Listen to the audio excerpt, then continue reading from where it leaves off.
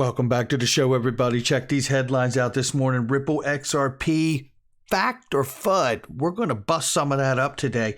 Kevin O'Leary in Shark Tank talks about inflation and crypto, and he's making big moves. And what about Tether? We're going to touch on that today, too. Well, let me tell you what else we're going to touch on. Digital pound. It's not a should we do this anymore. I think you're going to love it, and you're going to love who's talking about it. Digital euro, legal tender, you're going to love that conversation too, and who's having it. Ripple and Saudi Arabia. Yeah, the U.S. and the SEC Ripple case is exactly that. It's in the U.S. It is not the rest of the globe. And by the way, top technical analysts say that we are one resistance away from a new all-time high for XRP, while Dark Defender is still targeting a $13 XRP. Somebody roll that beautiful intro. This is Digital Perspectives with Brad Kimes. Subscribe for new content notifications. Now, here's Brad Kimes. Come on in. Welcome back to the show, everybody. You can follow me on Twitter at BackUpBradleyAbove, and everything that we're talking about here today. $2.874 trillion market cap, ladies and gentlemen. There's fresh money in the scene. We're up 2.28%. We see Bitcoin back over 65,000. We see Ethereum over 4,700. We see Solana back at 242.18. Cardano at 208 this morning, and XRP at $1.21. Let's take a look at the range of price really quickly here. We're ranging between 117.42 on the low side and 122.12 on the high side for XRP. I tell you, this point here has been a point of support for 122, 123 level. We're hovering right around there. We've seen 113, 110 area be support as well. Hopefully, we are starting to make that push here. We know a lot of people talking positive stuff about a really, really big end-of-year run for XRP that would look very similar for the whole crypto space as 2017 going into 2018. We don't know that, not financial advice, but we will keep an eye on it. That's what we're supposed to do. Okay, let's break up some FUD. But first of all, you know the numbers are brought to you by Link2 this morning. This is Attorney Seal. Shout out to you, my friend. He says everyone should check out the shares of Ripple available right now to accredited investors on the Link2 platform. Even if you don't invest, the platform is packed full of valuable information for any fintech investor, and that is absolutely right, and all of you should be joining that platform even if you're not accredited. Listen, if you've made the right plays, the right bets and speculation in the right things, and everybody makes up their own mind, hopefully soon enough your portfolio will have you be accredited. And if it doesn't, there's an enormous amount of fintech investor information for all of us there, and that's the kind of platform Link2 is. I can tell you this: there is just a little more than 10,000 shares of Ripple right now, and they run out very fast. They sold out over the weekend. They put up just a little bit more. Who knows how much more before it all runs out. Now, very quickly, Anton AAA here put this up and says, please feature this guy. This is a guy saying that XRP is about to go to zero. And basically, he goes through this and says that he invested in it when it was a few cents back in 2017. He sold in the 50, 60 cent range, made his money, and he feels like nothing is ever going to come of it. He says that they don't have any banks. Banks are not using it. Let me just play the clip very quickly, and I'll just jump it in because it kind of repeats. So I'll give you this. You'll get it all. Hold it. And there's all this chaos going down. That is why the price hasn't really fluctuated too much, is because people aren't even allowed to sell it. He's talking about the fact that the SEC is suing Ripple, and the exchanges that have frozen the trading ability of it can't use it, can't sell it, and these kinds of things. I've been using it plenty, buying it on Uphold, sending it to BitTrue, and then getting altcoins with it. So that isn't accurate, but let's keep going here. You know, and back when I was buying it in 2017, everyone was saying, the banks are using it. That's why it's so amazing. And I bought in on the hype. I didn't do my due diligence, and I bought in on it, not even knowing that the banks have nothing to do with this coin. The banks aren't using it. No one's using it. It's in a lawsuit. Okay, so if you own XRP, I would personally be selling it, but that's only my opinion, all right? Sitting around waiting. You're gambling at this stage. You're waiting for something to happen when this lawsuit is going to be going on for years, and you could have been earning 15% in DeFi rather than waiting for this thing to go to the moon, which in my opinion is never going to happen. And for people high up on the committee of the board of XRP coming out with tweets saying, it's done, we're going to the moon, we're all good, and then nothing happens. Look at the integrity of this company, guys. And if I was you, I would stay well away from this trash token XRP. Okay, look, everybody has a right to their own opinion, even if it's uninformed. And you're seeing evidence of that here.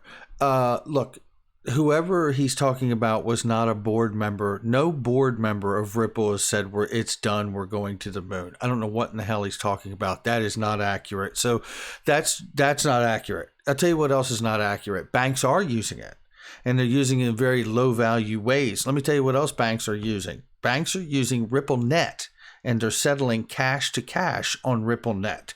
And the ultimate end goal is to use the native asset XRP. And in some cases, they are doing it. Let me tell you who else is using it too. Remittance companies that are making payments for families all across the world, and companies, right? You know, at the end of the day, everyone has to make up their own decisions here about what they're going to do. Yeah, look, there's lots of opportunity out here. And listen, let's be very clear. There's a huge difference between being a trader and an investor. I'm an investor. I learned that I don't have the stomach for day trading. I don't like that kind of stress, you know, and a lot of people do. And you know what? A lot of people are really good at it. And my hat is off to them. But at the end of the day, I'm a long-term investor, so I don't mind the hold, right? And yes, you could beat me up all day about all the gains I'd be missing in many different projects, and you would be right. But I invest based on my comfort level, what suits my lifestyle, my personality, and how it makes me comfortable, right? And other people love the rush of, trading every day, right? So that's just a personal style choice, what suits you, and your choice is best anyway. But at the end of the day, someone should tell this young man here that there are hundreds of banks, including Bank of America, PNC, Banco Santander, who are all Ripple partners, Bank of England, and they all favor the notion of using XRP in a broad fashion for payments at some point. Someone else should also tell him that there's a private ledger developed by Ripple for central banks to launch their central bank digital currencies, right? I mean, this is a fact. This is not my opinion. This is not my speculation. Now, am I speculating that it will be used? No, because it is being used, but it's being used in a very low value way already. This is not a question about will we have adoption. Adoption has already begun, ladies and gentlemen. It just didn't get the email to this guy's house, right? Look, at the end of the day, like I said, this is not about adoption. Adoption is already begun. Period. That is not anyone's speculation. That's a fact, Jack. What this is about now is how much adoption will we have? Will we have 5% adoption to global payments? Will we have 10%? Will we have 30, 40, 60, 100%? We don't need 100% adoption to get to where we need to go. The reality is adoption has already begun. And the fact that this guy is telling people that no one's already using it is completely inaccurate. And that is not up for debate. But you got to make your own decision. And here's a guy making his own decision right here. It's Kevin O'Leary from Shark Tank. And listen to what he says, because he could see inflation creeping into his portfolio.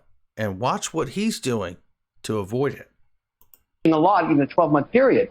They said, why don't you stake USDC? Why don't you stake US stablecoin? You can make 4.7 to 6% in a 90-day period. And I call up my own accountants, my own compliance officer said, we're going to stake some USDC. And they said, what, are you out of your mind? You can't do that.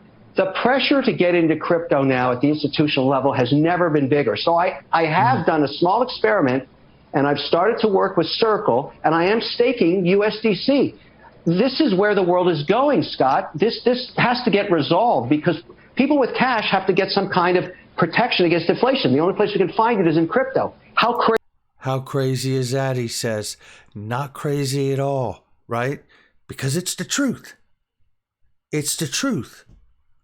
You need to be in an asset class to avoid inflation. Well, the inverse correlation is crypto to that, right? We know that to be a fact. That is not a guess. So Kevin O'Leary knows it too. And because his accountants don't know it, he's putting a fire under their fanny and saying, this is my money, not yours. And that's exactly what we're going to do. And earning 4 to 6% with USDC and parked in there against 2 to 3% inflation, you're still gaining on your money in a very low risk way. Take a look here because I'm not so sure this is low risk. This is the original stable coin, USD Tether right here. And Tora Katan says, how did Tether manage to go from being fully backed with 100% cash reserves to now being under 4% cash reserves?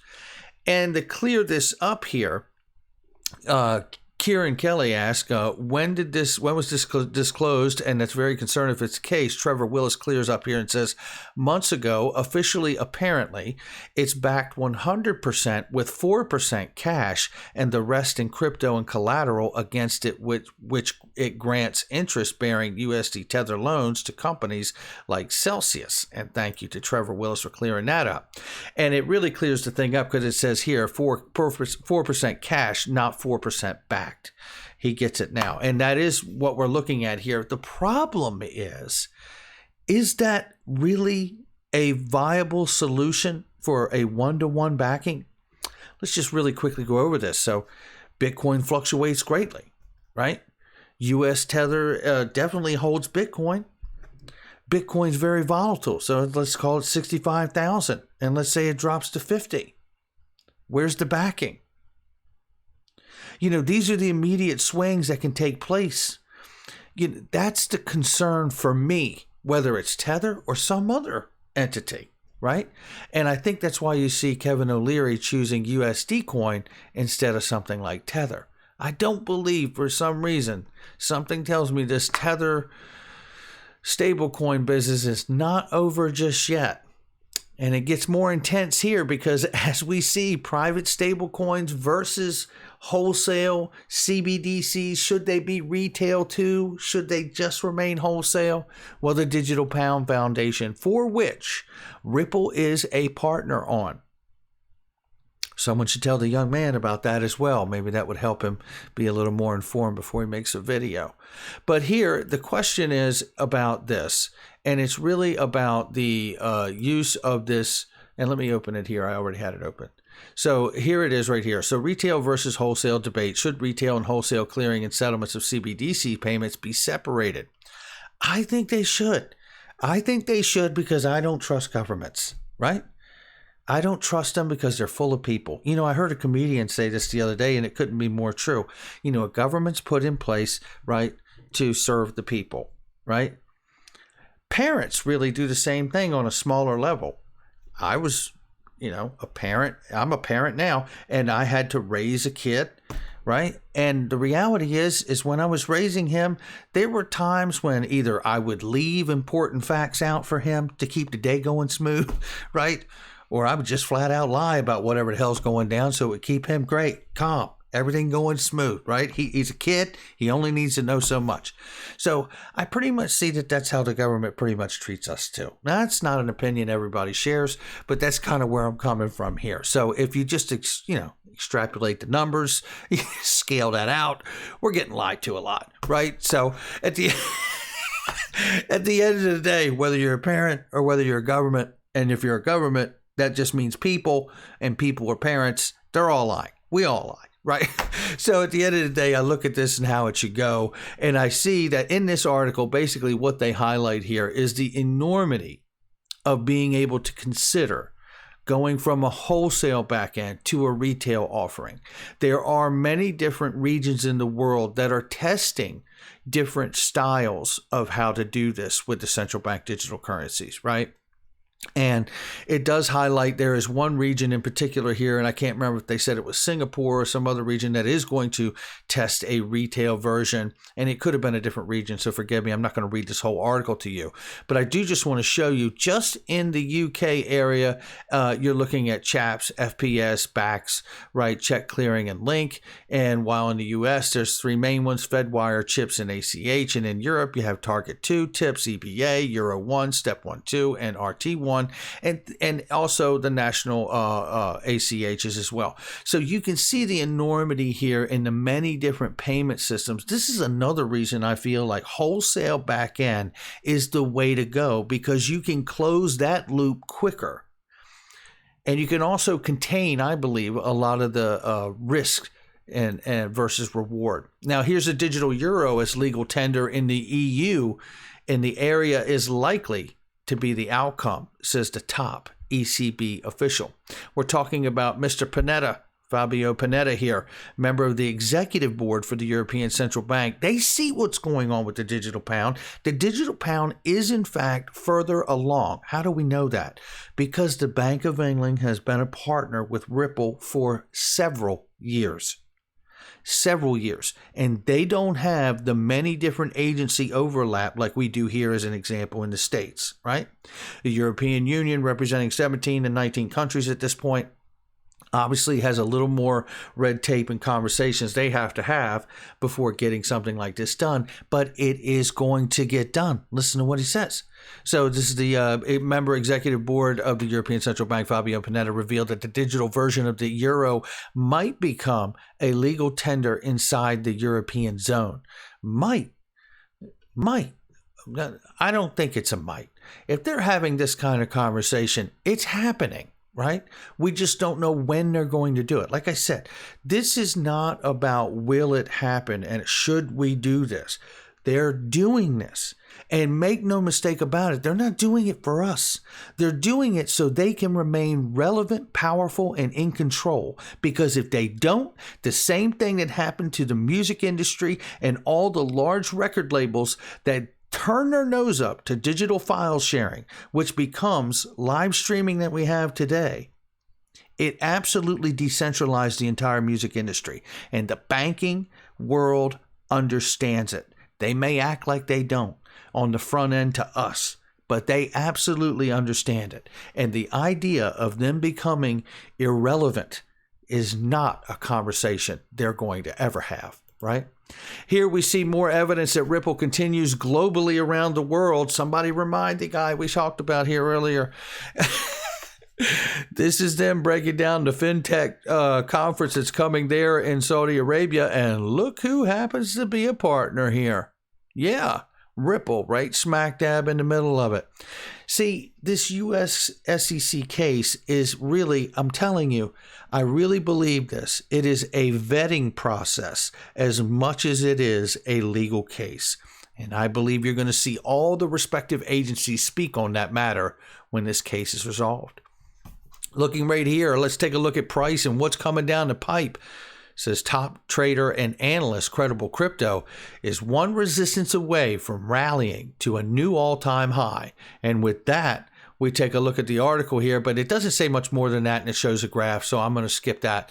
But let me show you this, because this is Dark Defender, who we follow here a lot, along with CoinsKid. Give them all a follow. He says, I hope you had a fine weekend. Both patterns and TA shows that XRP is targeting $13.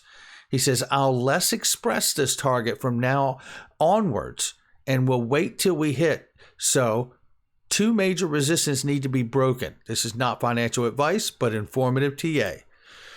We appreciate you and everybody else that shares their opinion on this matter. And when we look at this, we see what he's looking at here, and he's waiting for everything to fall into place. It's interesting. I believe the right TA people to follow are the ones that show us the upside and the downside, the support and the resistance. And that's what people like Dark Defender, Credible Crypto, and CoinsKid do constantly for us. And we remember, while we look at this stuff, it's all theory based, and the reality is it's a living, breathing chart of buyers and sellers, and they're using charting tools to just say, this is where we could go to the upside, and this is where we could go to the downside. One thing they all agree on is, when you look in this area right here, how tight everything is getting, a decision on the buyers and sellers in this market is about to be made soon enough. And we're all going to find out where we're going. That's going to do it for me. Make sure you hit the like and subscribe, leave a comment below, and share with somebody you know. Hit that notification bell so you don't miss a thing. Ladies and gentlemen, let me tell you something. I Trust Capital is releasing some great stuff, and I've got some massive, massive news for you guys. They are going to be dropping their fees, their monthly fee, and anyone who signs up is going to get a $100 Bitcoin reward for signing up. But you got to click the link. I tell you all the time, the only thing better than buying crypto is buying tax-free crypto, and you can do that with the one and only I Trust Capital. I'll catch all of you on the next one.